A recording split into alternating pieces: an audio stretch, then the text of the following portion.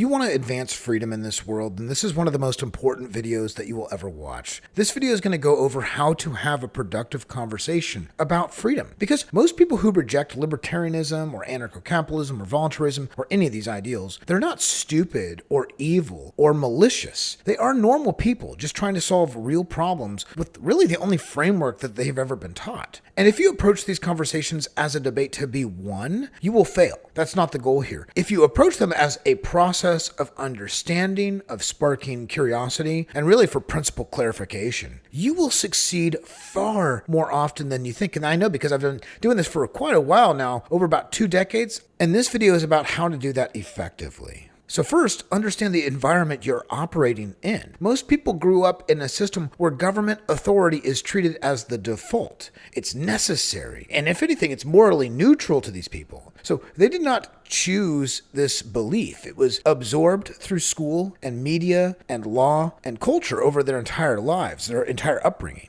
So when you challenge the state, you're not necessarily challenging a policy, you're challenging a world view. If you do that aggressively, people instinctively defend it. Your goal is to not tear down their identity. Your goal is to introduce doubt gently and consistently. The most important rule is this: never start with labels. Do not open with anarcho-capitalism or voluntarism or libertarianism. Those words carry emotional baggage before any ideas are even discussed. So instead, start with values. Ask questions like, do you believe interactions between people should be voluntary or forced? Do you think violence is justified only in self-defense? Do you think consent matters in human relationships? Almost everyone answers yes to all of these questions. So once you established shared values, you are no longer arguing from opposite sides. You are standing on common ground, and that's vital.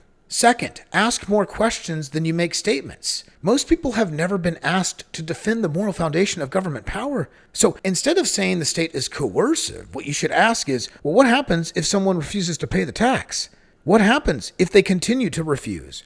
At what point does force enter the picture? Let them walk themselves to the conclusion. This is far more powerful than telling them. People resist being told they are wrong. They are far more open to discovering inconsistencies themselves. Third, separate intentions from mechanisms. And this is critical. When someone says the government provides roads or healthcare or safety, do not argue outcomes immediately. We'll get to that. But first, acknowledge intentions. Say something like, I agree that roads, healthcare, and safety are important. I just question whether force is the best way to provide them. This shows that you're actually meeting them halfway, that you are, once again, still on common ground and marching towards the same horizon. And this keeps the conversation cooperative instead of adversarial. Then shift the focus to mechanisms. Ask them, would this still be good if it were done voluntarily? If it is good, why does it need or require coercion? And now you are discussing process, not emotion.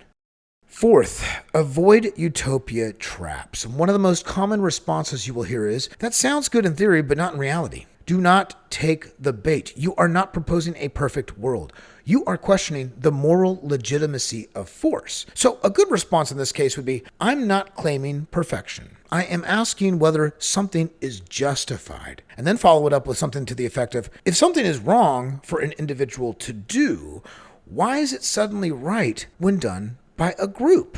And this reframes the discussion from outcomes back to ethics. Fifth, never defend every consequence. You do not need to explain how every service would work in a voluntary society. You could do this ad nauseum. And I personally believe that's not your burden. Central planners created the expectation that every system must be pre-designed in detail. Freedom does not work that way. And so a strong response would be, I do not know exactly how everything would look, but I know that peaceful people should not be threatened or punished for refusing to comply. And this keeps the focus where it actually belongs, which is back on consent and non-aggression. And sixth, distinguish law from morality. Many people confuse legality with ethics. They say things like, it is legal, so it is justified, or this is how the law works. Your job is to gently separate the two and ask them, well, was slavery legal? Was segregation legal? Did legality make either of those moral? This creates an opening without hostility. And then say, the question is not what the law allows. The question is whether it is right. That shift is powerful. Seventh, stay calm when they get emotional. When people feel their worldview is threatened, their emotions rise. Do not mirror that energy. Lower your voice, slow your speech, and be patient. Calm confidence is actually disarming.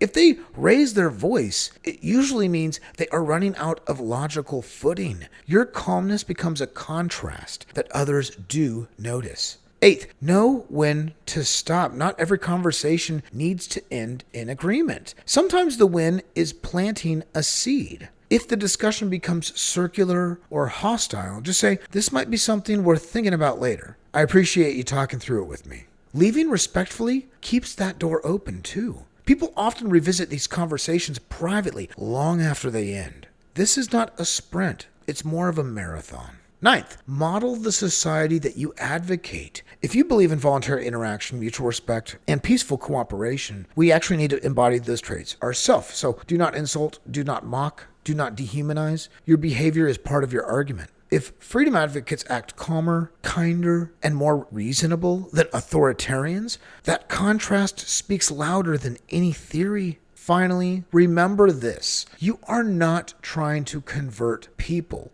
Your job is to clarify principles. Most people do not abandon statism overnight. They move away from it gradually. Every productive conversation weakens the illusion that coercion is normal or necessary. This is how ideas change the world, not through force, not through elections, but through voluntary thought and honest dialogue.